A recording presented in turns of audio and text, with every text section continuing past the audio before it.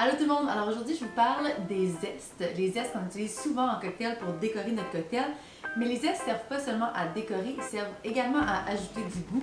Donc il y a une façon très précise de les utiliser pour qu'on puisse avoir le maximum de leur fragrance, le maximum de leur saveur. Donc je vous apprends comment exprimer les zestes. Et aussi comment les couper pour qu'ils soient plus esthétiques dans certains cocktails.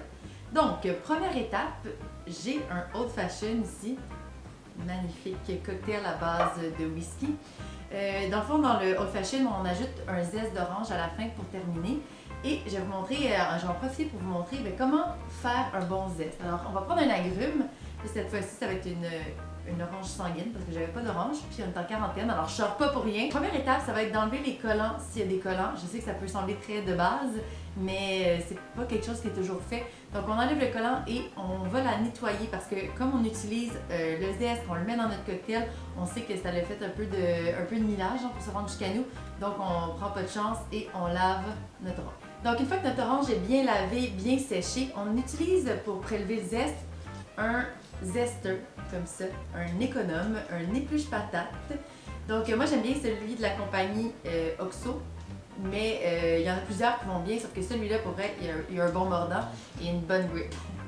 Pour faire un zeste, si on veut gaspiller le moins possible de notre orange, disons qu'on avait beaucoup de old fashion à faire, on y va de haut en bas. Si on est toute seule, on peut se gâter pour faire un super long zeste ou faire un zeste en biseau. Allons-y avec la technique comme si on était plusieurs, parce que c'est plate de boire toute seule. Donc, on y va de haut en bas et on prélève le zeste. On garde notre main en dessous, comme ça, il n'y a pas de danger de s'accrocher à un doigt et de se couper.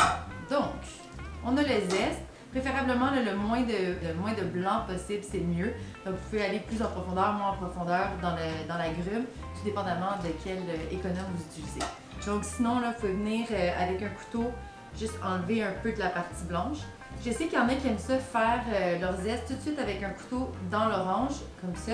Moi, personnellement, je trouve c'est pas ma technique préférée. Puis je trouve que quand on n'est pas habitué, ça peut peut-être être plus dangereux. Donc, ne prenons pas de chance.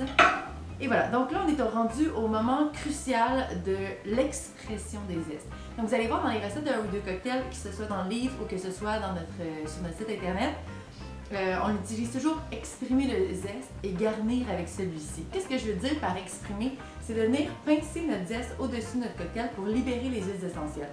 Donc qu'est-ce qu'on cherche à faire? C'est vraiment là, dans les huiles essentielles, il y a tout le goût de l'orange.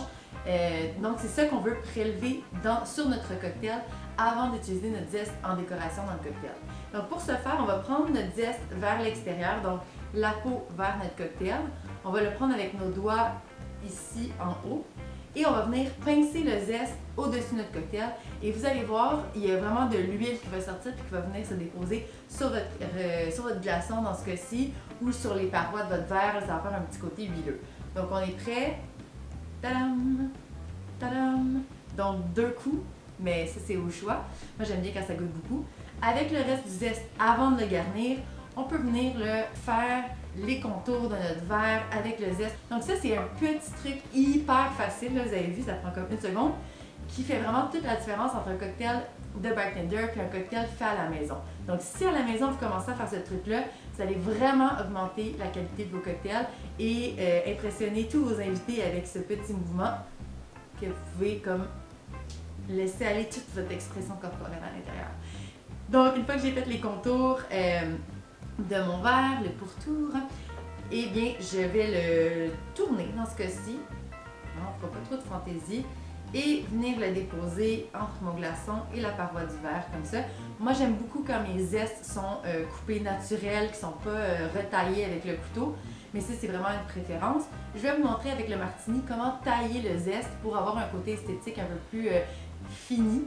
Mais comme je vous dis, je suis vraiment plus du genre à utiliser le zeste raw. Donc, j'ai maintenant un délicieux martini devant moi à base de gin et de vermouth. J'ai mis un peu de bitter à l'intérieur et là, on va garnir avec un zeste de citron. Alors, même chose, on désétiquette le citron, on lave le citron.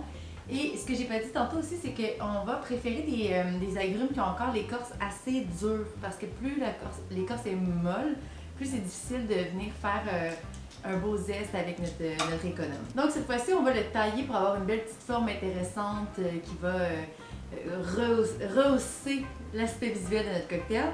Mais moi, je préfère quand même, surtout vu qu'on n'est pas dans le contexte d'un bar, je préfère zester mon zeste, hein? Exprimer mon zeste avant qu'il soit taillé, parce que j'ai l'impression que quand on le manipule un peu trop, quand on le coupe, il perd un peu de son jus, alors de ses huiles essentielles. Alors j'aime mieux le faire avant. On pourrait décider de le laisser à l'intérieur, on pourrait décider également de discarter notre zeste complètement, donc de l'utiliser, mais après ça, de ne pas l'utiliser pour la décoration, ça fait un look un peu plus contemporain. Tel que promis, hein, on va tailler notre zeste. Donc, encore une fois, on va essayer d'enlever le plus possible de parties blanches de notre zeste avec la lame du couteau. Maintenant, qu'est-ce qu'on va faire? C'est qu'on va venir égaliser les lignes. Je vais vous montrer une forme hyper simple, là, juste un petit twist. Il y a plein de choses que vous pouvez faire après avec des petits pics, tout ça. Mais comme je vous dis, c'est vraiment pas mon style. Alors, on va s'en tenir au plus simple. On va couper les bords avec la lame du couteau pour venir faire des lignes droites de chaque côté. Aux extrémités, on va faire comme un ruban. Donc, on va prendre un biseau d'un sens, puis un biseau de l'autre sens. Et on va faire une entaille au milieu. Et l'entaille, elle va servir à venir accrocher notre zeste sur notre verre. Donc, l'entaille au milieu. Voilà. Maintenant, comme il est déjà exprimé, on va juste faire l'étape de le tourner un petit peu pour lui donner la forme. Donc, comme il est petit, on peut le faire comme sur lui-même. Et on va venir l'accrocher au bord de notre verre. Comme ceci. On tire un peu sur les deux côtés. Voilà. Ça nous fait un petit zeste très mignon, une petite boucle, un petit nœud papillon sur notre cocktail. Et quand on va approcher le verre de notre nez, évidemment, on va avoir toutes les saveurs qu'on a exprimées, les arômes, pardon, qu'on a exprimés. Puis, on va avoir aussi le petit rappel. Si vous avez d'autres capsules que vous aimeriez que je vous fasse avec des sujets différents, des techniques, eh bien, n'hésitez pas à me les envoyer en commentaire. Et on se revoit dans une prochaine capsule de mieux boire durant la quarantaine.